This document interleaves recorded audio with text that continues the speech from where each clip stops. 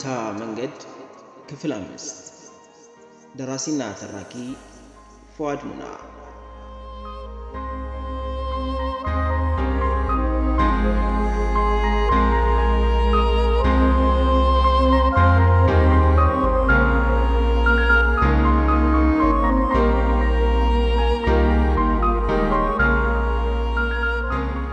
ጁማ ጠዋት ሀጅራ ተሰናብታን ወደ ኮምቦልቻ ሄደች። እኔ ሀያትና ራሄል 4 ሰዓት ላይ ባጃጅ ተኮናትረን ወደ ኤርፖርት ሄድን። ወደ አዲስ አበባ 5 ሰዓት ላይ ልንበር ትኬት ቆርጠናል። በእርግጥ ባለፈው ሴሚስተር በሰላም ባስ ነበር የሄድነው። መንገዱ ረጅም ስለሆነ እየተጫወትን ቆንጆ ጊዜ አሳልፈናል። በአሁኑ ግን ራሄል የአባይ በረሃ መንገድ ሙቀቱም የመንገዱን ማስፈሪነት ስለከበዳት በአውሮፕላን ሄድ ስላለች ለሷ ብለን ነው በአውሮፕላን ለመሄድ ወሰንነው። እኔ ከነ ሀያትና ራሄል ተነጥዬ ወደዛ ጭቅጭቅ ወደማያባራበት ቤት ልመለስ መሆኑን ሳስበው ሸከከኝ። እዛ ቤት ውስጥ ከአባቴ በስተቀር ማንም ጉዳይ አይደለም። እናቴ ደውላ ዛሬ እንደምመጣ ስነግራት በጣም ነበር ደስ ያላት። ስመለስ መርዝ ምላሷ አረፍት ይሰጠኝ ይመስል። ሀያት አውሮፕላን ውስጥ እንደገባን የቁርጡ ቀን ደረሰልህ አለችኝ ወደ እኔ እየዞረች። ሀያት ከፊት ለፊቴ ነበር የተቀመጠችው፣ እኔና ሪቾ ደግሞ አንድ ላይ። በየቀኑ ላንገናኝ መሆኑን ሳስበው ይቀርብኛል አለች ራሄል የሀያትን ንግግር እንዲሁ ተረድታው። ሀያት ግን ለእኔ የመተጫጨቱ ጊዜ ደረሰ ለማለት ነበር እንደዛ ያለችው። አይኖቿ ውስጥ ትርጉም ነበር። አዎ ሪቾ፣ አሁን ከእናንተ ጋር መብላት ለምጄ ቤት እንዴት እንደሚበላልኝ እኔ እንጃ አልኩ። ያሳለፍናቸው ጊዜዎች ውል እያሉብኝ እኔ ራሱ አለች ሀያት በረጅሙ እየተነፈሰች። አቡ አድራ ማለት ኮምቦልቻ ያለችው ክረምቱን ሙሉ ማታገኘ። እኛ እኮ ሸገር ነን፣ ፈታ በሉ አለች ሪቾ ራሷ በጀመረችው ጨዋታ ስነተክዝ ደብሯት። ጓደኝነት ግን ከየትኛውም ግንኙነት የላቀ አስደሳች ግንኙነት ነው። ባላሰብከው ሰዓት ወደ ህይወት የሚመጡ ሰዎች የህይወትህን አዳፋ ሁሉ አጥርተው የማይረሳ ትዝታ ያትሙብሃል። ግን ችግሩ ጓደኝነቱ በተቃራኒ ጾታ መካከል ሲሆን ወደ ጾታዊ ፍቅር የመቀየር እድሉ ከፍተኛ መሆኑ ነው። ይኸው የኔ ጉዶች ሀጀራ ብቻ ናት እኮ ያፈቀርኩ ያላለች። አዲስ አበባ ደርሰን ከቦሌ አየር መንገድ ስንወጣ ሀዩ እናቷና ታናሽ እህቷ መኪናቸውን ተደግፈው ቆመው ሲጠብቋት አየቻቸው። የሀያት ታናሽ እህት መግፊራ ትባላለች። ስገምት 18 ዓመት ይሆናል። ልክ እንደ ሀዩ ቀሽት ናት። ሀያት ፈገግ አለችና ሻንጣዋን ጥላ እየሮጠች ሄዳ መግፊራ ላይ ተጠመጠመች። ከዚያም እናቷ እያገላበጡ ሳሟት። ሀያትና እህቷ በጣም ይዋደዳሉ። ባህር ዳር ሆነን ራሱ በየቀኑ ለረጅም ሰዓት ነበር በስልክ የሚያወሩት። ሲያስቀኑ አሉ እንጂ የኔ እህቶች መልክ ብቻ የወንድም ፍቅር የማያውቁ ደነዞች። እኔና ሪቾ የራሳችንንና የሀዩን ሻንጣ እየገፋን የእነ ሀዩ መኪና ጋር ደረስን። ሀያት እናቷንና እህቷን አስተዋወቀችን። በስም እንኳ በደንብ ያውቁናል። አክረም አለች ሀያት ወደ እኔ እየጠቆመች። ዋው መኪራ እባላለሁ አለች እህቷ ፍጥን ብላ። ሀያት ያን ተፍለቅላቂ ሳቋን ለቀቀችው። የእህቷ አባባል በጣም ያስቅ ነበር። ሀዩ እንዳፈቀረች ለእህቷ ነግራት እንደነበር ከመግፊራ አኳኋን ተረዳው። ሴት አይጨብጥም ያልሽኝ እሱን ነው?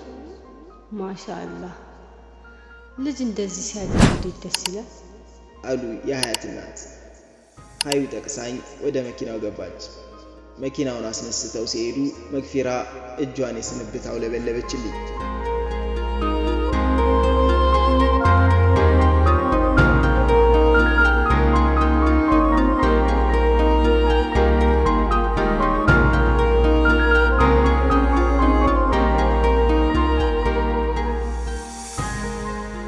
ቤት እንደገባው እህቶቼ መተው ተጠመጠሙብኝ።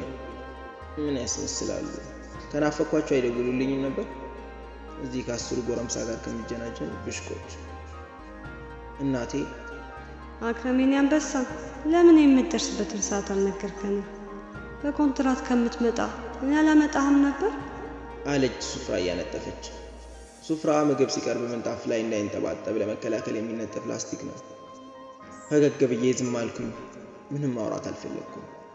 ከሁለቱ እህቶቼ ትንሿ ትንሽ ትሻላለች። 16 ዓመቷ ነው። ኢስራ ትባላለች። ትልቋ ደግሞ 18 ዓመቷን ልትይዝ ምንም አልቀራትም። መርየም ትባላለች። እማዬ ምግብ አቅርባልኝ ስትወጣ ኢስራን ጠሯት። ልክ አጠገቤ እንደተቀመጠች ኢስሩ አክስቴ አዚዛና ሰሚራ እዚህ መምጣት ያቆሙት ለምንድን ነው አልኳት። ድምጿን ዝቅ አድርጋ ሁለቴ የመጡ ቀን ማማ ባዶ ቤት ትታቸው ወጣች። ከዛ በኋላ መተው አያውቁም አለችኝ። ሰው እንዴት እድሜው ሲጨምር አስተሳሰቡ አብሮ አያድግም? ለሰው እኮ እድሜ ራሱ ትምህርት አለው።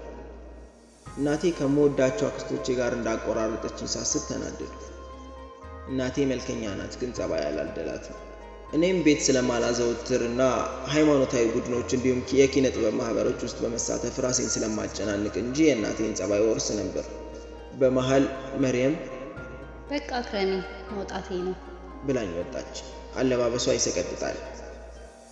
ቀሚሱ የመቀመጫዋን እንቅስቃሴ በደንብ ነው የሚያሳይ። ገና ከመምጣቴ መጨቃጨቅ ስላልፈለኩ ዝም አልኳት። እንዲህ ተኳኩላ የት ልትሄድ እንደምትችል አይጠፋኝም። ጓደኞቼ እኮ ሴቶች ናቸው። ትንሽ እንደቆየው እስሪ እስኪ ነይ ምርጥ ካፌ ውሰጂኝ፣ ፒዛ ልጋብዝሽ አልኳት። ኢስራ ፒዛ ነፍሷ ነው። እኔ የሰፈራችን ካፌዎች ጠፍተውኝ ሳይሆን በኢስራ እይታ ምርጥ የሚባለውን ካፌ ለማወቅ ነው። በእርግጠኝነት ደግሞ መርየምን እዛ አገኛታለሁ። እስሪታ ምርጥ ያለችው ካፌ ስንገባ እንደጠበቅኩት መርየም ከአንድ ጨበሬ ጋር ተቀምጣለች። ከእይታችን በማትርቅበት መልኩ ራቅ ብለን ተቀመጥን። ኢስራ ዝም እንድትል ስለነገርኳት የማደርገውን ዝም ብላ መከታተል ጀመረች። ፒዛ አዘን እየጠበቅን በአይኔ እነ መርየምን እሰልላለሁ። መርየም ጀርባ ሰጥታን የተቀመጠችው፣ ልጁ ወደኛ ዞሯል። የሆነ አመድ ነው የሚመስለው። እውነት ለመናገር ከመርየም ጋር በፍጹም አይመጣጠም። እሷ እኮ እውቀት የላትም እንጂ በጣም ቆንጆ ናት። ሄጄ ልለያያቸው አሰብኩ። ግን እኔ ራሱ ከሌላ ሰዎቶች ከነራሂል ጋር እንዲህ እንደምሆን ሳስበው ሞራል አጣሁ። ግን መቼስ እንዲህ አንድ ለአንድ ካፌ ተገናኝተው ተራ ጓደኛ ናቸው ማለት ይከብዳል። ደግሞ መርየም ተሽቀርቅራ ነው የወጣችው። ፒዛው ቀርቦልን እየበላን እስሪን ላጎርሳት ቀና ስል ልጁ የመርየምን ጭን ሲደባብስ አየሁት። ይሄኔ ፊቷ ቲማቲም መስሏል። ንዴት ሙሉ ሰውነቴን ተቆጣጠረኝ። እህቴን ፊቴ ላይ ሲያባልግ ብሽቅ አልኩ። ወንድ ልጅ የአመራር መሰረት ነው። ሴት ልጅ በመሰረቱ ላይ የምትደላደል ግንባታ ናት። ያለ መሰረት ቆማለ ያለች ቀን ትፈርሳለች። መሰረቱም ስለ ግንባታው ምን አገባኝ ያለ ጊዜ ግርማውን ያጣል። ወንድ ልጅ ስለ እህቱና ስለ ሚስቱ አይመለከተኝም ያለ ቀን የትውልድ ስነ ምግባር ይዘቅጣል። ፈጣሪ ለወንድ ልጅ ጉልበትንና የመሪነት ባህሪን በተፈጥሮ አላብሷል። ወንድ ሴቷ ፍላጎቷ ሚዛን የሳተ ጊዜ የምትፈልገውን ሳይሆን የሚያስፈልጋትን አውቅልሻለሁ ሊላት ይገባል። ስታፈነግጥ አልመለስ ካለች በአግባቡ ጉልበቱን ሊጠቀም ያስፈልጋል። ይሄ የነፃነት ጥያቄ አይደለም። ይሄ ስርዓት ያለው ማህበረሰብ የማነጽ ጉዳይ ነው። ልጁ ካፌ ውስጥ እንዲህ ለማድረግ መድፈሯ አናደደኝ። ሲጀመር እህቴ ናት ጥፋተኛ፣ የትም እንደ ሎሚ የምትታሽ። ሰፈሯ ውስጥ ትንሽ አታፍርም? ወንጀል እኮ ይታፈራል። አሁን የጥፋቱን ምንጭ ማሰብ ሳይሆን ክብርን ማትረፍ ይቀድማል። አንድ ወጠጤ በጋብቻ ያልሰጠ ሆነ እህትን ሲያባልግ እያየህ ስለ ምክንያታዊነት አታስብም። እጄ ላይ ያስኩትን ቢላና ሹካ ጠረጴዛው ላይ ወርውሬ ወደ እነ መርየም ጠረጴዛ ተንደረደርኩ።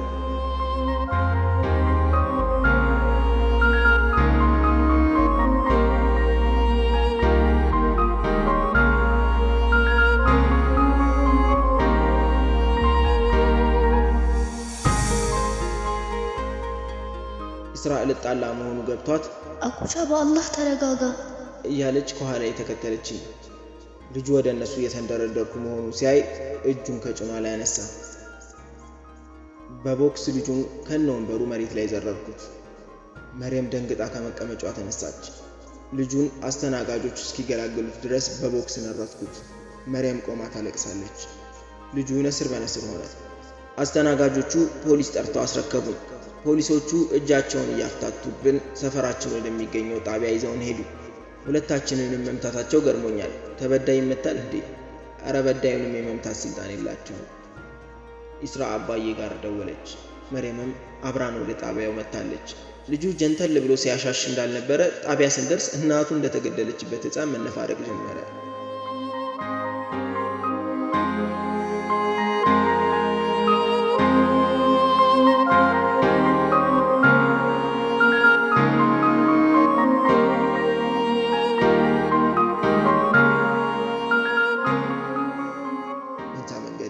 ክፍል 5 በዚህ ተጠናቀቀ።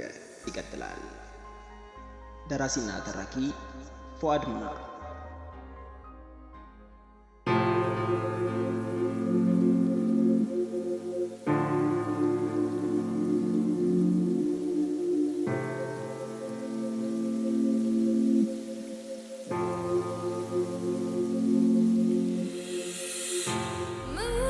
Mental